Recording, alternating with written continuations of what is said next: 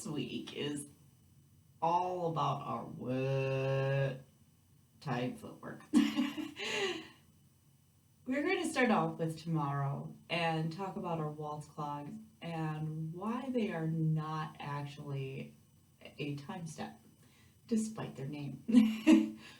We're going to move on to our military time steps and proceed to talk about our singles, doubles, triples, and understanding like what all that even is and how to remember the gist whenever you're talking about that type of terminology for any of your steps.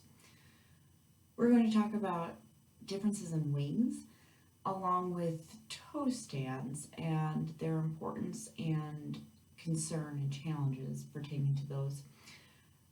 And we are going to close off the week talking about our grab-offs.